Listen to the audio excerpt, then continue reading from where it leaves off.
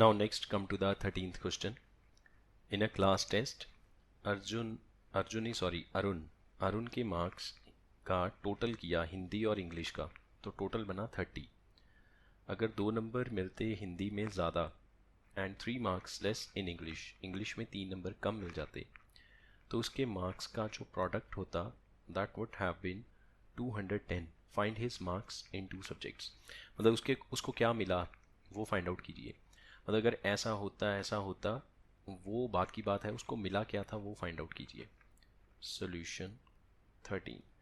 तो हम ऐसे मान लेते हैं, let marks in Hindi, H का मतलब Hindi, is equal to x, therefore marks in English. अब देखो हिंदी और इंग्लिश टोटल करके 30 बना, तो 30 में से हिंदी वाले हटा दो, 30 में से हिंदी वाले मार्क्स को माइनस कर दो, बाकी जो बचेगा वो इंग्लिश के मार्क्स है। नाउ अकॉर्डिंग टू कंडीशन, अब कंडीशन क्या है, हिंदी में अगर 2 ज़्यादा मिलते, x की जगह अगर x+2 मिलता, और इंग्लिश में अगर 3 कम मिलते, 30 माइनस एक्स में से 3 कम हो जाते, इस पे ब्रैकेट लगा दी, मतलब इनका प्रोडक्ट हो गया, this product will be equals to 210। तो ये प्रोडक्ट 210 बन जाता। ठीक है, सो ये बन गया x+2 into 27 minus x is equals to 210। Brackets open करेंगे, 27x minus x square plus 54 minus 2x और माइनस 210 इज इक्वल टू 0। ये minus x square as it is, इन दोनों को किया तो प्लस 25x बनेगा, प्लस 25x। कांस्टेंट पार्ट एक ये और ये, 210 में से 54 निकल जाएगा, यहाँ पे कितना आया, 10 में से 4 6, और ये 0, 20 में से 5 15। ठीक है, 156 नेगेटिव आएगा। अब मुझे फैक्टराइजेशन से सॉल्व करना है, तो फर्स्ट टर्म का पॉजिटिव होना ज़रूरी है। इसमें बनेगा x square minus 25x plus 156, plus करके 25 बनना चाहिए, मल्टीप्लाई करके ये बनना चाहिए। 156 के अगर हम फैक्टर्स करें तो ये बनेगा, 2 पे किया 78, फिर 2 पे किया 39, देन 3 पे 13 और 13 पे 1। तो 2 2 ज़ा 4 3 ज़ा 12, एक हो गया, 13 एक हो गया। 13 और 12 को ऐड ऑन करेंगे तो 25 भी बनेगा, और प्रोडक्ट करके तो 156 बनना ही है, बिकॉज हमने 156 के ही तो फैक्टर्स किए हैं। ठीक है, तो ये बन गया x square minus 12x minus 13x plus 156 is equal to 0। x common आएगा, x माइनस 12, माइनस 13 कॉमन आएगा, x minus 12, x minus 12 into x minus 13, x की वैल्यू यहाँ से 12 और x की वैल्यू 13। ठीक है, तो x क्या है, number of marks in Hindi, तो मार्क्स जो है वो नेगेटिव नहीं हो सकते, और यहाँ पे तो दोनों ही आंसर पॉजिटिव आए, तो मतलब दोनों आंसर एक्सेप्टेबल हैं। इसका मतलब केस 1 ये हो गया, केस 1 के हिंदी में अगर 12 हैं तो इंग्लिश में 30 माइनस 12 18, ताकि टोटल करके 30 बन जाए। और केस 2, मार्क्स इन हिंदी अगर 13 है तो इंग्लिश के 30 में से इसको माइनस कर दो, 17 बन जाएंगे। तो मतलब ये 2 टाइप्स के मार्क्स उसको मिल सकते हैं। ठीक है, देन नेक्स्ट 14th सॉल्यूशन 14। ये हमारे पास एक क्वाड्रेटिक इक्वेशन है, इसकी रूट्स इक्वल हैं। इक्वेशन क्या है, a square plus b square into x square minus twice of a C plus B d into x plus c square minus d square is equal to 0, and ये important है। ठीक है, इसकी roots equal हैं। अच्छा, roots equal हैं तो discriminant का 0 होना ज़रूरी है। ठीक है, और यूजुअली हम कहते हैं ना small b square minus 4 into small a c, तो यहाँ पे स्मॉल लेटर्स तो ऑलरेडी यूज्ड हैं, तो हम अपने जो लेटर्स हैं उनको कैपिटल कर लेंगे। ये कैपिटल ए हो गया, ये कैपिटल बी, ऑफ कोर्स ये नेगेटिव भी साथ में आएगा, -2 into A C plus B D, और ये capital C. like this, and according to condition discriminant will be 0 because equal roots, because of equal roots का मतलब d should be 0, so b square minus 4ac should be 0. You can say b square is equal to 4ac. ठीक है, अब b की value put करते हैं, इसका square करेंगे तो माइनस का स्क्वायर प्लस में बदल जाएगा, 2 का 4 हो गया, और साथ में ac प्लस बी डी का whole square, 4 into a square plus B square into c square, अच्छा ये प्लस में है, प्लस टी स्क्वायर. ठीक है, स्टेटमेंट कैरी करते वक्त मिस्टेक हो गई थी. अब यहाँ पे ये कट गया, अब क्या बचता है, इसको a plus b whole square से ओपन करो, a square plus B square plus 2 into a into b. ठीक है, इसको भी ओपन करो, ए स्क्वायर को दोनों से किया, you will get A square C square plus A square D square plus, अब बी स्क्वायर को किया, B square C square plus B square D square. Now you can see कि A square C square balance हो गया और B square D square दोनों side positive sign के साथ है, ये भी बैलेंस हो गया. अब जो बचा वो लिख लेते हैं. ठीक है, एक सेकंड ज़रा यहाँ पे स्पेस क्रिएट करें, यहाँ पे थोड़ी सी स्पेस क्रिएट करते हैं, जस्ट अ मिनट, ये रहा. अब देखो, अगर मैं यहाँ पे ज़ीरो कर लूँ, ये वाला a square D square as it is, फिर b square C square as it is, फिर माइनस 2abcd, ये वाली टर्म प्लस में है, इधर जाके माइनस, और आप ध्यान से देखो ये एक होल स्क्वायर बनता है, this is ad minus bc whole square, और यहाँ पे 0 ऐसे बनता है. ओपन करके देखो, ये ए स्क्वायर ये B square minus 2ab minus 2 into इनको प्रोडक्ट करेंगे तो 2abcd बन जाएगा. स्क्वायर का रूट करें, 0 को तो कोई फ़र्क नहीं पड़ेगा, सो you will gate ad minus bc is equal to 0. It implies ad is equals to bc and finally hence proved. तो जैसा मैंने आपको पहले ही बोल दिया है कि ये एक इम्पॉर्टेंट क्वेश्चन है, इसको अच्छे से कीजिएगा, एक बार अच्छे से रिवाइज कीजिएगा. ठीक है, सो ये था 14th. Next come to the 15th. एक फ़्लाइट जो है वो 2800 किलोमीटर पे जानी है और एयरक्राफ्ट स्लो हो गया because of bad weather, average speed reduce कर दी. अच्छा, फिर वही काम हो गया कि स्पीड को रिड्यूस किया, तो अब जो फ़्लाइट टाइम पे पहुंचनी थी वो टाइम पे तो नहीं पहुंचेगी ना, बिकॉज बैड वेदर की वजह से फ़्लाइट जो चल रही, जो उड़ रही है, जो जहाज़ उड़ रहा है, उसकी स्पीड को कम करना पड़ा. अब स्पीड को कम करना पड़ा तो इस वजह से अब टाइम जो है वो ज़्यादा लगेगा उड़ने में, अपनी डेस्टिनेशन तक पहुंचने में. कितना टाइम ज़्यादा लगा, 30 मिनट्स एक्स्ट्रा लगे. तो बताओ ओरिजिनल ड्यूरेशन क्या थी, अगर ये स्पीड डिक्रीज़ ना होती, वेदर साफ़ रहता, तो फ़्लाइट कितनी देर में पहुंचती. ठीक है, तो अगेन तो दो चीज़ें लेट करेंगे इसमें, एक यूजुअल स्पीड, मतलब नॉर्मल सी जो स्पीड है, ना रिड्यूस हुई ना इंक्रीज़ हुई, that is x kilometer per hour. Let usual time, normal सा time, let is say y hours. So distance is speed into time, which is equals to 2800. Speed is x, time is y, 2800. First equation. Now according to question, अब देखो जो speed है वो 100 kilometre per our कम हो गई, तो जो x है उसमें से 100 माइनस हो गया, इनटू टाइम जो y था वो 30 मिनट बढ़ गया. अब y आवर्स में है और हमें इसमें 30 मिनट्स ऐड ऑन करने हैं. अब आवर्स में मिनट्स तो ऐड ऑन नहीं होंगे, तो जो मिनट्स हैं उनको भी हम आवर्स में कन्वर्ट करेंगे. ये बनेगा 30/60. ये नई स्पीड और ये नया टाइम, तो speed into time is always distance, और डिस्टेंस थोड़ी ना बदला है, डिस्टेंस तो सेम ही है, 2800. ठीक है, इसको कट किया तो ये 1/2 रह गया. So this will be x minus 100 into y plus half is equals to 2800, bracket open करें, x को y से किया एक्स बाई, हाफ से किया x बाई 2, 100 को इससे किया माइनस 100y, 100 को हाफ से करेंगे तो 50 रह गया, ठीक है, 100 इंटू हाफ इज़ 50।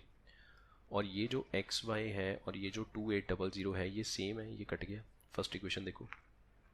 अब बाकी क्या बचा, एक्स बाई 2, अच्छा जो बचा उसमें अगर हम एलसीएम कर दें तो एलसीएम में 2 आ जाएगा, यहाँ पे आएगा 200y minus 15 to 200 is equal to में 0, ये वाला 2 भी उधर चला गया, x minus 200y minus 100 is equal to 0। अब हमें y की वैल्यू चाहिए होगी, तो उसके लिए आप फर्स्ट इक्वेशन पे नज़र मारोगे, फर्स्ट इक्वेशन में से y क्या निकलेगा, 2800 by x, so x minus 200 into 2800 by x minus 100 is equal to 0, ये बना, ठीक है। अब इसमें x एलसीएम आएगा यहाँ पे, तो ये बनेगा एक्स स्क्वेयर माइनस, इसके ओवर में तो ऑलरेडी x है तो 200 इससे मल्टीप्लाई होगा, ये बना 56 और उसके पीछे 4 जीरोस माइनस 100x, ठीक है। क्योंकि नंबर बहुत बड़ा है 2800, इसलिए ये वाला नंबर भी कुछ ज़्यादा ही बड़ा आ गया है, पर चलो कोई बात नहीं, फैक्टराइज अब आया है तो सॉल्व तो करना ही पड़ेगा ना, छोड़ तो सकते नहीं है। x इधर चला गया, rest you will get x square, फिर x वाली टर्म लिखी, फिर 560000। अब मुझे कुछ ऐसा सोचना पड़ेगा कि मल्टीप्लाई करके ये बन जाए और माइनस करके 100 बन जाए। अब देखो जो 56 है वो 7 और 8 बन सकता है, 7 8 था 56, तो अगर हम कहें कि 800 इंटू 700 करें तो 560000 बन जाएगा, और इनको माइनस करेंगे तो 100 भी बन जाएगा। तो ये तो बड़ी आसानी से फैक्टर हो गए, देखने में लग रहा था कि नंबर बहुत बड़ा है, पता नहीं फैक्टर्स करने में कोई गलती ना हो जाए या बहुत ज़्यादा हार्ड वर्क ना करना पड़े, ऐसा कुछ भी नहीं हुआ, फैक्टर्स बहुत आसानी से बन गई। You will get x square minus 800x plus 700x minus 560000 is equal to 0, x common आएगा, you will get x minus 800, फिर 700 कॉमन आएगा, x माइनस 800, x माइनस 800 फिर से कॉमन आएगा, देन x प्लस 700, सो यहाँ से x की वैल्यू एक तो 800 आ जाएगी और यहाँ से x की वैल्यू माइनस 700 आ जाएगी। अब x क्या था, x थी उसकी usual speed, normal speed, speed can not be negative, इसलिए ये वाला जो आंसर है इसको हम रिजेक्ट कर देंगे। तो स्पीड कितनी बनी, 800, ठीक है। सो देयरफॉर y क्या आएगा, 2800, यहाँ से फर्स्ट इक्वेशन से 2800 बाई x की जगह 800, 0 0 कट गई और 4 से कट किया तो 7/2 यानी कि 3.5 आवर्स। और y क्या है, नॉर्मल ड्यूरेशन, ओरिजिनल ड्यूरेशन, ठीक है, तो वही हमें फाइंड आउट करना था। 3.5 ईयर्स लिख दिया, सॉरी आवर्स बोला, आवर्स है, लिखा ईयर्स है, इस पे थोड़ा सा ठीक कर लीजिए, आवर्स आएगा। तो 3.5 साल तक थोड़ी ना जहाज़ उड़ता रहेगा, 3.5 घंटे उड़ेगा। तो अगर बैड वेदर हुआ तो स्पीड कम हो जाएगी और फिर 30 मिनट्स एक्स्ट्रा लगेंगे, तो जो इंक्रीज्ड टाइम ऑफ फ्लाइट होगा दैट विल बी 4 आवर्स, क्योंकि हाफ एन आवर और जुड़ जाएगा। बट ऐसा तो करना ही नहीं है हमें तो सिर्फ ओरिजिनल ड्यूरेशन के बारे में बताना है। The next 16th, denominator of fraction is 1 more than twice the numerator. Solution, fraction में डिनोमिनेटर जो है वो न्यूमरेटर से 1 मोर देन ट्वाइस, अच्छा अगर न्यूमरेटर को लेट करें, let numerator is x, therefore denominator, इसको ट्वाइस किया, इसमें 1 मोर किया, ये डिनोमिनेटर बन गया, ठीक है। नाउ अकॉर्डिंग टू कंडीशन, अब जो फ्रैक्शन बनेगी, अगर मैं यहाँ पे लिखूँ फ्रैक्शन, तो फ्रैक्शन क्या बनेगी, x बाय 2x+1, ये फ्रैक्शन बनेगी। ठीक है, इस फ्रैक्शन का और इसी के रेसिप्रोकल का जो सम है वो ये है।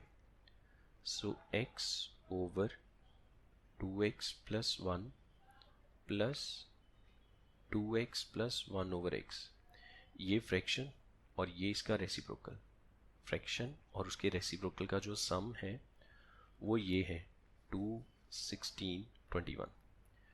इसको अगर हम सॉल्व करें तो ये बनेगा ना 42 + 16 टोटल हो गया 58, 58/21 ऐसे बना।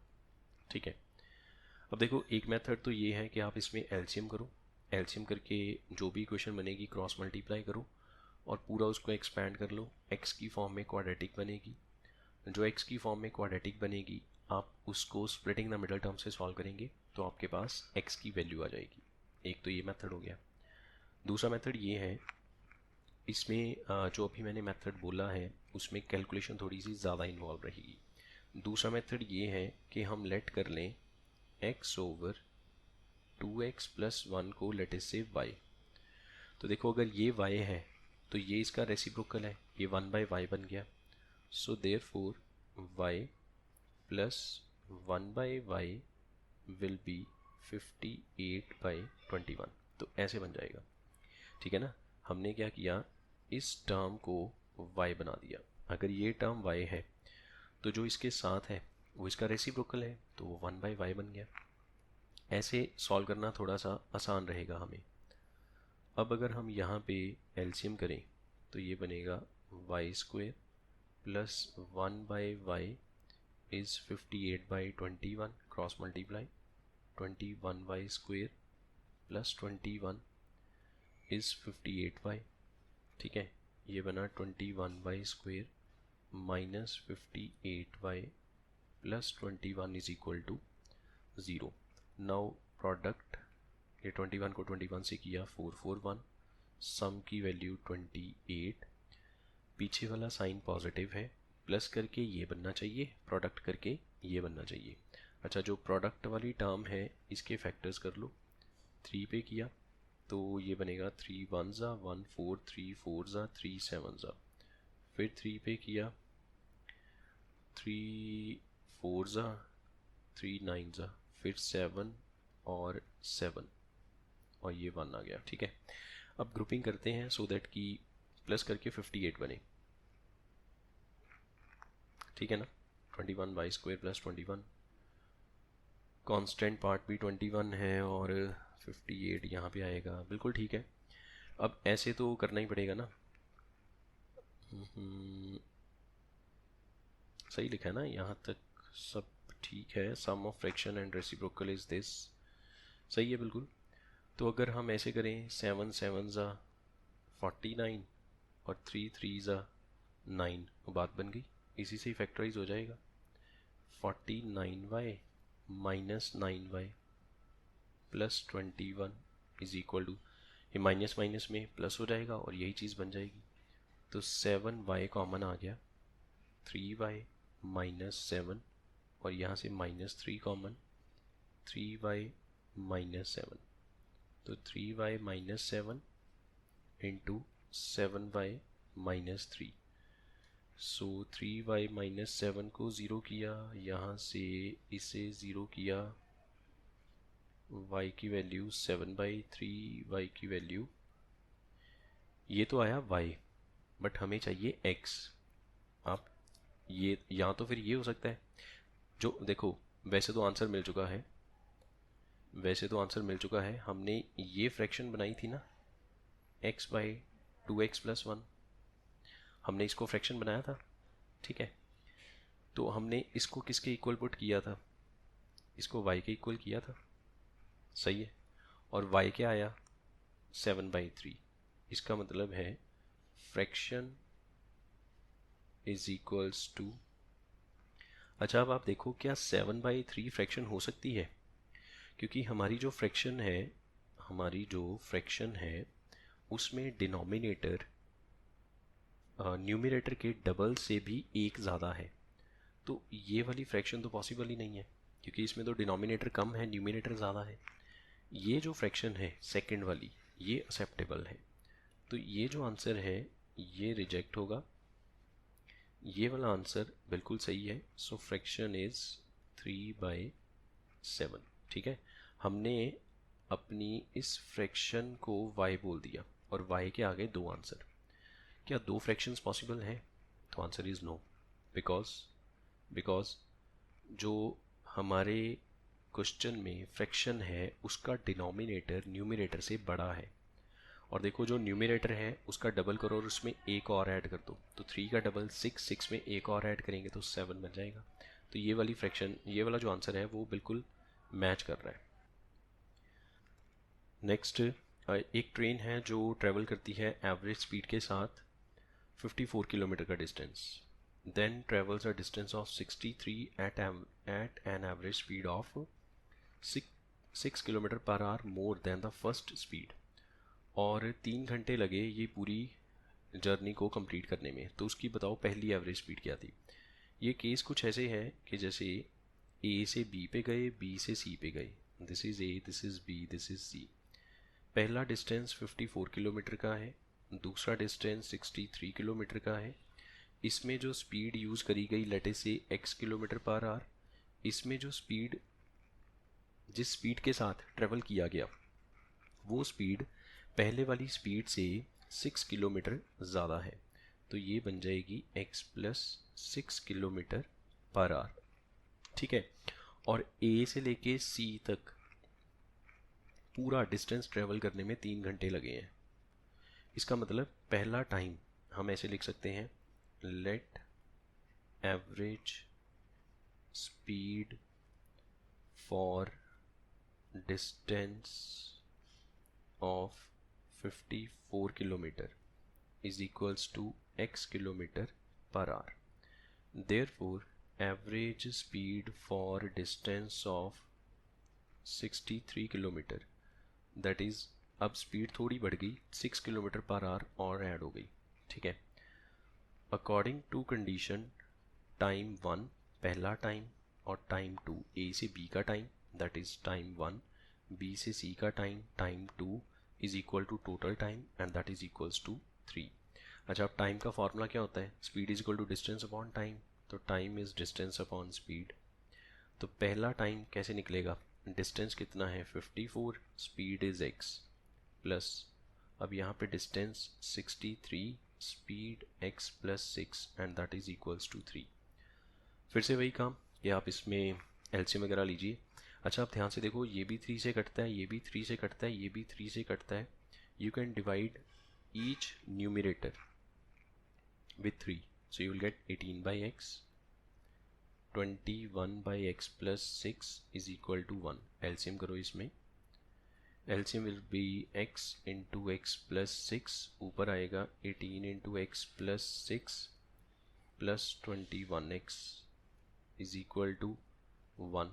अब ये क्रॉस कर देंगे और इसको ओपन करेंगे। ठीक है, यहाँ तक क्लियर है ना सब, कोई डाउट तो नहीं है? तो इसको अगर ओपन करें ये बनेगा 18x प्लस ये कितना बन गया 108, ठीक है, 6 8 48, ठीक है बिल्कुल, प्लस 21x, और ये इधर क्रॉस हो गया और ब्रैकेट भी ओपन कर देंगे, ये will get x square plus 6x। तो ये, अच्छा अगर मैं यहाँ पे 0 कर लूँ, ये x स्क्वेयर 21 और 18 39 में से 6 निकल जाएगा, -33 और -108। तो फिर से एक क्वाड्रेटिक बन गई जिसमें माइनस करके ये बनना चाहिए, प्रोडक्ट करके ये। तो अगर हम 36 को 3 से करें तो ये 108 बनेगा और माइनस करके 33 भी बन जाएगा। ठीक है, तो इसके फैक्टर्स आ जाएंगे x square -36x plus 3x minus 108, x common, x minus 36, 3 common, x minus 36, x minus 36 फिर से कॉमन, x प्लस 3, तो x की वैल्यू 36, या फिर x की वैल्यू -3। ठीक है, और x क्या था? x is the average speed for the 54 kilometre, मतलब फर्स्ट हाफ जो था, मतलब पहला जो डिस्टेंस था वो x के साथ ट्रेवल किया गया। तो यहाँ पे क्या पूछा गया है, what was first average speed. तो पहली एवरेज स्पीड x है which is equal to 36, therefore first average speed is equals to 36 kilometer per hour, and that's all.